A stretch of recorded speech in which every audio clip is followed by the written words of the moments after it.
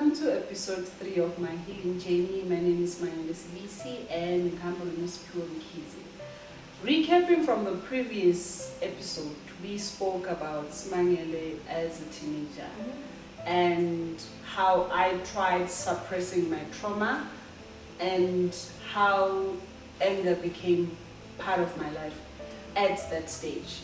And yeah, we shared a lot around that age, and I think it was at the point where I was filtering things. So on this episode, we are going to carry on with how Sma felt when she entered her 20s and how I tackled my first job and also still trying to suppress the emotions, trying to suppress the trauma, and still carrying on hating my mom. So yeah, guys. Thank you, Sma. And before we jump into it, can I challenge you on something? Which I hope is going to add to our conversation today. Okay. And I guess the challenge which I want to ask is, from the last conversation we had to where you are today, and you highlighted that anger really became a part of who you were at that time. What has happened to you in just the last two conversations we've had, identifying anger, and when I asked you that question last week and you were not able to really unpack. So sitting here today, what has happened to Usma since our last conversation to now? So, Sma is really in a different space compared to the first or before the first conversations we had, before the first episode. Sma is in a different space. Sma is now understanding things in a different perspective. Sma is no longer classifying things with one angle. She now sees things in a different aspect of life. And something really interesting happened on Saturday evening. I was listening to Sarah Jakes, and the topic was the breaking point. Yeah. And I think the reason why I started these conversations was because I was tired of pain after losing my mom. Yeah. I said, God, please take this pain away because I can't deal with this. I had, prior to losing my mom, I closed both of my salons. Yeah. And then tried to open a small salon because I had retrenched everywhere. Yeah. Tried to open a small salon and it was just not coming. And I think also because Sma was used to the previous lifestyle. I had 2 salons, it was happening, it was busy, I was doing what I love doing. Now moving into a smaller space, now Sma has been suppressed into a smaller space now and has to understand that I can't get other things that I want. It's cutting this for me. Yeah. And I was just so confused with what's happening. I refuse to understand, or I refuse to accept that this is the new lifestyle that we're going to live. Yeah. And then I think 3 months after that, I took back my car because I couldn't pay the car anymore. That also crippled me because now I was used to being flexible. And then it was December. On the 29th, then I lost my mom. January, I buried my mom. March, I broke up with my husband. Sma at that time was tarnished. Sma was, Sma survived on alcohol during that period of time. Okay.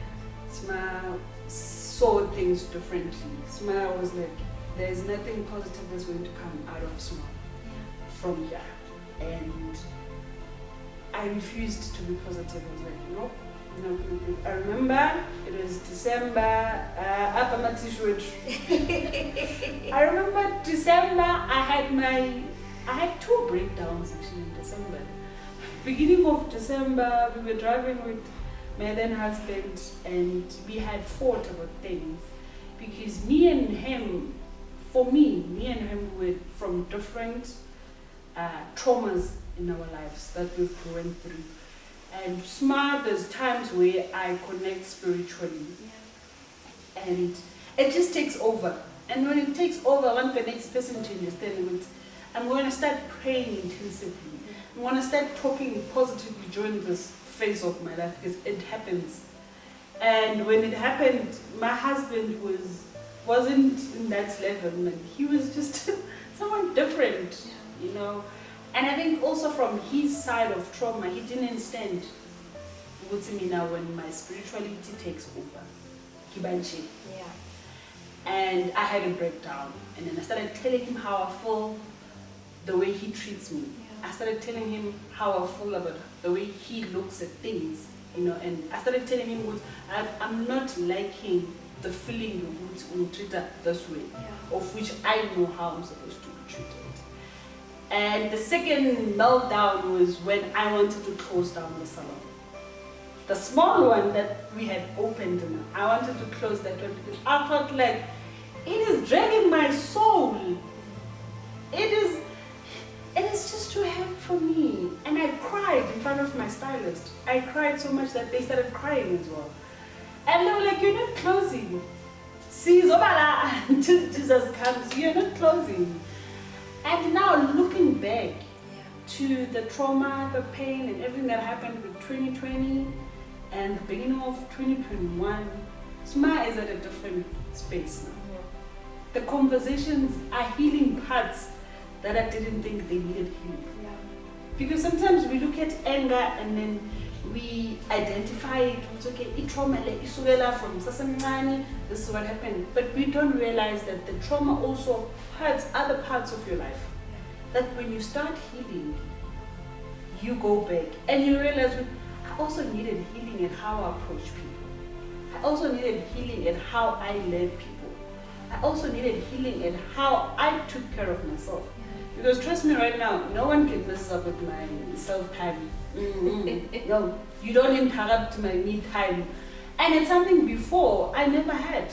Because I thought, what is me time when you have to take care of people and take care of businesses and take care of the family? But now, I can't compromise on my happiness and my peace. Because is when everything becomes too overwhelming, it just sends me to an episode of anxiety. And I hate it when I'm there, because to bring myself down, it is a mission. To come back to Smangele, and it is a mission. So, to answer your question, Sma is in a different space now. Earlier on, I told you, I even sent my ex-husband a text to say that I am praying for him.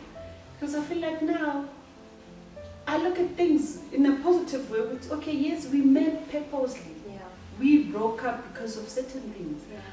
But we can't be angry at each other. And also for you to move on, I believe for you to move on to other things from chapters that you have closed, or to move on to the next chapter, you need to close the chapter properly. And be satisfied with that you are closing it and you have done all you can to fix that chapter. So now it's coming to an end. So I sent him a text. I said, I am praying for you. I am praying for whatever that's within you. And I'm praying for everything that's around you. Now, another person would think, why? So we ex. But I felt like I needed to do it. I felt like God on Saturday evening spoke to me and said, Sma, I am going to bless you with things that you want in your life, but are you ready to receive? And I realized, sometimes yes, with the negativity that we keep saying, that the words that we keep uttering to people, how we behave negatively. Because God feels like you're not ready to receive. So, yes, I'm in a different space right now. Compared to the first episode, I am happy, I'm free. I feel like I need to speak because I feel totally different. Totally. And that's it. I think the parts which I love the most is that even in our healing journeys, like you said, you think this is the thing. And as we move through this journey, and we intentionally, I think that's the word we need to hold on to. We are intentional about wanting to really heal. Then he starts to bring up other things, reveal other things. And I think we need to to really understand that this healing journey, as you've said from episode 1, is not a straight line. Yes. And kuzoqhamuka ezinye izinto along the way where we thought these areas were fine. Yes. But like you said, our traumas affect every single aspect of our lives. And they will show themselves up as we move along. Yes. But I think it's with intention that we're able to do this journey.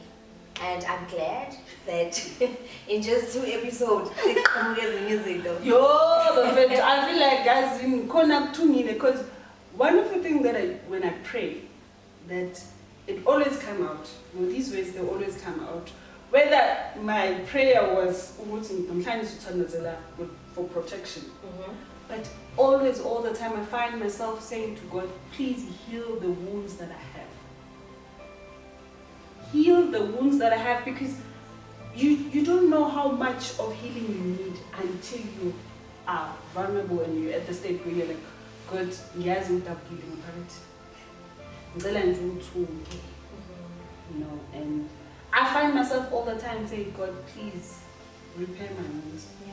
That's all I pray for. Repair my wounds. And I think God purposely right now is saying to me, for me to heal your wounds, you need to speak them out. Okay. Let it all out. Share the pain that you have. In that way, it's all police. It's in sharing that we heal. And thank you for sharing that. Thank you for Joba sihamba nawe in this journey. Just as a reminder also, you are still healing as you are healing. Yeah. You're still healing as you're healing. But as you said, last week we were talking about, or the last episode, we were talking about you and your teenage years and the thing that you picked up along the way. So today, let's chat about you as you enter your 20s. So in the beginnings, I mean, when you enter our 20s, we're given this, low key, Yes. that 21st key. And all of a sudden, go open the doors of life, go be an adult. But as we said in our first episode, we are just children in adult bodies, trying to figure this life thing out. So if you can take us through, I think up until the age of 25, Usma from 25. I mean, last week you said Wakale was 7 and you bought your mom in Dao. So from that Sma who's just starting working up until the age of 25, if you can just take us through what was happening to you at that point. So, I finished school at age 19 and age 20, I think the first 3, 4, 5 months of 2011, Sma wasn't working. Sma was frustrated. Sma wanted to go study. But because the situation in Ikaya, my funds. Yeah. And I think I realized later, actually I have to go register at university if I want to. Because also there was this thing that happened at school. Principal had said, you register on our behalf. Okay. Because I think Sastole funds, the matric had a higher pass rate. Okay. Leo section, Kurosto. So I think Sasa received my funds, and then the principal had said they'll take those funds and we'll register the matric. So I think at the back when I had to go to Kim, just go check to see who's in the By the time I woke up and said, okay, I'm going to go now do this, the faculties that I wanted to do were full already. And I was like, you know what, it's okay. It's not the end of the world. Let's go back and see what we can do. Now, because I still had my talents, I'm like, maybe this is how God says, this is your field of work. When I'm and I used to do my cousin's hair. So this one time he went to the salon that he would go wash, twist, and then make him style my hair. Bambuza would say, who does your hair? And then he mentioned, because it's my sister and also currently against Usekaya. And then they said, no, we are running trainings. So 2 weeks training, and the salon was all new. And it was I think it was Branchy Jump Store. Just before it was a franchise just before they bought it, the guys. So but see, it's a saying we're looking for stylists, and we can see every time we Kalana, we love your styles. So what needs in Gaia? This is an X amount of money that we need from you for the training. That's 2 weeks, and after we place with work. It was a 2 days training for me. And excuse us. They were like, you know what, come work. You are a fresh of breath air, Isaac. We need you in our lives. And then I started working from there. And I remember 6 months into working, I was then appointed as an assistant manager, because Smangele was determined to make things work, you know. And I remember at that time,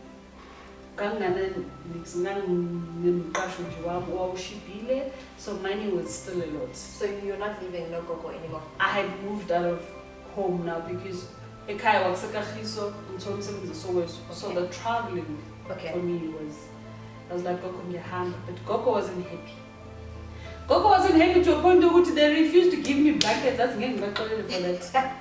They refused to give me blankets when I went and I asked. So Gogo was like, well, to move out. Do as you please, and then I knew very well there was blankets on top of Gogo's wardrobes. And then she said, no, we don't have blankets. So sisters had to sort herself out, of which I did, but the relationship was still tight. No Gogo, and each and every month end, I think I had made a promise to myself, which once I leave home, I'm going to be the change in the house. I'm going to be the change in the house, because now, what sevens are mina, at the moment. Yeah, it was me only was working at the moment. Or no Gogo, but I had like a solid work, you know. So I remember towards the end of today's my grandmother's birthday. Yay! So in 2011, on this day, I surprised Gogo with a plasma TV, with a home system. In the box.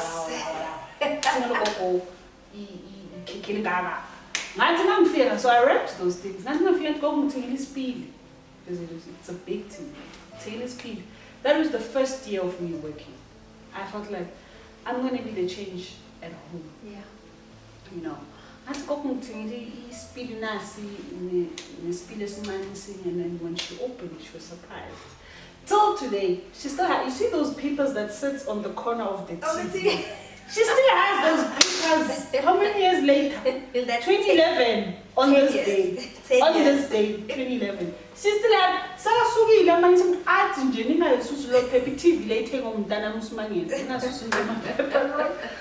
So smart at that during that year.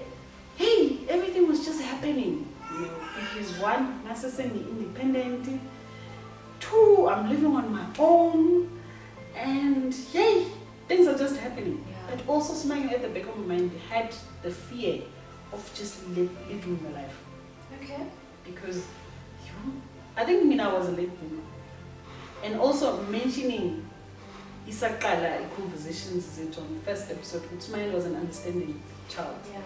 I think in Kulenai, I think also what trauma does to a person, it grows you faster than umuntu. Yeah. So Usma at age 20 I need to be responsible. Yeah. I need to responsible ngemali ngisekhaya. Even though I was partying, but partisha responsibly. Yeah. Of which I didn't understand why. But nangenze everything responsible, you know. And 2011, 2012, I was appointed to be a manager for one of the branches. And Smile was just, it was, now on time, I still love my work, but Smile was at a point where I wanted to learn more about hair. I was pushing myself. I was a dedicated hairstylist, you know. I think it was at that time also I had identified myself as a natural hairstylist. Yeah. And it was interviews after interviews, shoots. Now Smangele now Smangele. Yeah, Nandi. I think 2012 was my year. I think it was the same year I got arrested on my birthday. Yeah, 2012, because I was turning 21. I got arrested on my birthday because mina bangithola ngiphethe glass. It was so my boss. What he did was it was me and then the other stylist. We were sharing a bed month, and then we were sharing our bed month with the salon. So he said, I'm gonna just do a one party. You know, Utana was turning 21, she was turning 20, and Salon was turning 2, if not 1. And then Bayenza a huge party outside in the parking lots. And then it was at a time where you would be arrested for public drinking, even if you were not drunk, for having drinking. It was that year. Bang, mom, stop the Kulmi speech. I'm holding my glass. We're taking pictures. And they came straight to me. Straight to me. You know, sometimes you think things happen to you because they are preventing other things. Yeah. They came straight to me. But I said, it is alcohol, but I haven't drunk. But they took me. Bang, sit dead. Until midnight. And then Bankipa. And funny enough, my boss was there since I think in the evening. He was there, he waited, he was like, I'm yeah. And yeah, my 2021 was nice, man. It was happening. I think it was also at the point where Smangele, I felt like it was a phase where I just went partying, but responsibly. Yeah. Because the years after it had toned down. Yeah. My 21st was, yeah, it was happening. Still in the back of happening, that's when I discovered my younger brother. Okay. So there's 2 of us. I have a younger brother who's 27. I think he's 27 this year. 27 in August. What had happened is on the first episode, I did mention that my mom left him with his Babaki. So Babaki was arrested. And then wasala no auntie no koko. Okay. Ukoko washona. I don't know what happened to auntie that he was then transported to Soweto from Ekahis to Soweto. I don't know what was happening, but apparently what we street kid. Okay. Now in his life we were not aware. Oh. Even though we were staying like in 2 locations that were closer to each other. But this is what had happened to him. And Mama and kept saying, no, I'm Shia in the back. So she assumed it was okay. At some point he became homeless, and then Watatwa was foster care, and then he found a foster parent. And funny enough, Gang Sevens and Full. Yeah, his foster home was at Scott Paula. Situganiswa is Paul Central. And I remember I had went to visit my grandmother and we bumped into his father. He was released now. And we asked him, and he said no. Was it cousin? No. Actually, the family that I had left him with, they passed away. What struck. So what happened is that what Mama Mtola, the foster care, bazijele bazomsayinisa ukuthi sizomthatha simfake into a foster home. Yeah. Once you are out, you're going to come and sign him off. Yeah. And then take him. But you will have to start working for you to sign him off. Yeah. So this is how it happened. Mina saying a year in jail, I haven't started working. That's why we're going to sign him out. Yeah. But now we were confused with, you know where we stay. Why didn't you come to us and tell us, this is the situation with my brother? So I was like, no, just give me the address where he is and I'll just go and talk to us because Sebenza and I'm his sister. And he gave me the address. I went the first time. When I went the first time, this lady was so rude to me. He said to me, we don't know any other family members of this child. Yeah. So therefore we can't say anything to you. And I had to prove, but I took my ID, I called my grandmother, I called the father to speak to the lady. I'm released because I'm the sister. And eventually the lady said, okay, let's have the second meetup. Come back next time because I gave command. Yeah. So that you can meet up with him, my brother. So I went again. The second time, and then we spoke. And then she then mentioned that, okay, we're going to sign him off to you as the sister. Yeah, okay. And we spoke to the father. And that's how I got my brother. Yeah. Samtata, but now because his father had his home, Ligibo, what no, it's fine, and that's how he then went to stay with his father. But I think it was at a time where he was just rebellious, and yeah, that's what happened at 21.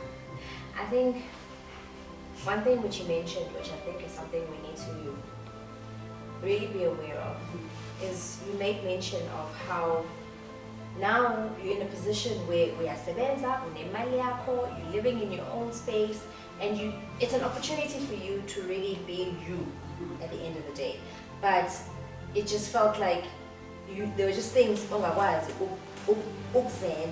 you were thinking all the time. Yes, we are groovy, but responsibly in the package and not necessarily being a 21-year-old. And to talk this key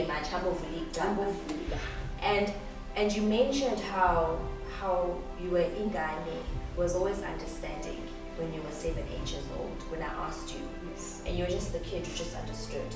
Then you started working also around the age of 10. And I think the one thing that we need to understand is that trauma steals.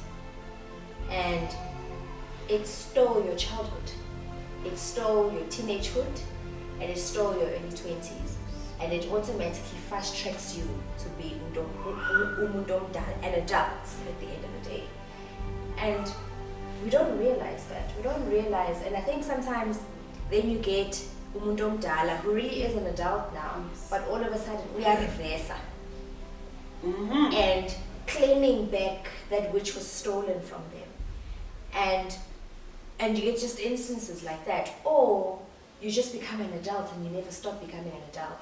I mean, this thing of Jaba Oshobutana, you wait to go fetch your brother, that is an adult move. Where ubaba wakhe wayekhona, ugogo futhi wayekhona. Ubaba wakhe could have spoken to ugogo at any point to say, ngicela nimthathe while ngisayiqondisa mina. But all of a sudden, here's you, 21, taking up that position. And I think those are the things that we don't realize about trauma. The small things of just how trauma changes the way we physically are, how trauma also then changes our outlook in life, where we all of a sudden let go of the phases we're meant to be in. I'm meant to be a child. As a 7, 8-year-old, outside the whole day, get it, so we said doubling busy. But you're an understanding child. You are now working to put bread on the table at home. And you're buying umawako a house, trying to get her out of the situation as epidayo into at least a safe space. And that is something heavy for a 21-year-old. But I also want to ask, in that space, where is Uma? In that space, at that moment, Ma is around. But like I said on the previous episode, I had filtered out things that I wanted to concentrate on. And she was one of those things that I wanted to filter out, even though she became part of my life. Even though I had said, I'm going to carry her through, but I'm not going to be stressed about her. And I think at that time, my sister was my food grocer, and yeah. And I had also told her my brother, and she was happy. Even though I thought there was going to be a relationship between them, it never. I think between me and my brother, we had the same, I could say the same trauma and the same behavior that we had towards our mom. because they didn't have a relationship with Nama didn't have a relationship with my mom. I don't even have a relationship with my brother. It's difficult to connect. We are phone at Sisi, he's in jail right now. We are phone at Sisi, I need money. And gatekeeper without having to have conversations. I think he sometimes tries to have conversations with me over the phone. It's not connecting. I can't. It's not happening. You would think finding my brother at 21 I would have had a relationship up until today, or would have tried to create a relationship up until today. But it is not happening. It is not happening. But Mom was there. Mom kept being the suitcase that I just carried on, and I was still asking her to leave, but she was still refusing, and she was still in abusive relationships even at that age of 21. And there was times where I would see her with the bruises and all of it, but it didn't hit as hard as before, because now I had said, I'm going to put on this filter that everything that's going to come into me will be filtered. So now, but it's her life. She decided on it, and I'm not coming. So she was still part of me, but now on a lighter version. You are who you are, I am who I am, and it's okay. That's it. And in that phase of 21 to 25, so you're working with Salaweta ngemali yakho, ulalukudwa wakho, and you're trying to reconnect nonke nje kanye kanye, ugogo, ubaba wakhe nawe, and all of that stuff. Is there anything else in that time frame that really becomes a big thing in Sma's life? So Sma got engaged at 21. Sma got engaged at 21.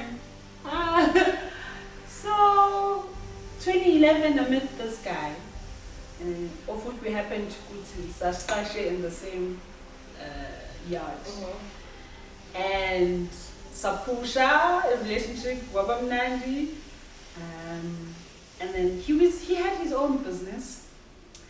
And also, I think it is me also trying to see what type of personalities do I go for, based on the trauma that I witnessed with my mom's abuse. And at first, he was nice. He was a nice guy. And then we went home by Mazakaya, and then he proposed in 2012. Yeah, he proposed in 2012. And things changed after. He became a different man.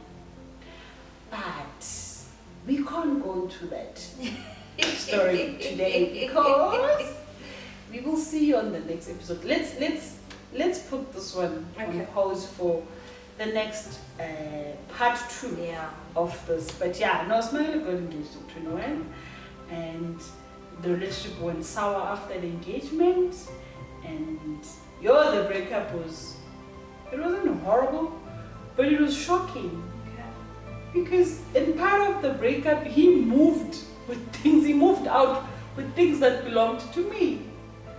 And in part of those things was a very close to my heart item, of which was my family album that had even my father. The only picture that I have of my father, it had that picture. It had my brother, my mom, my grandmother's pictures.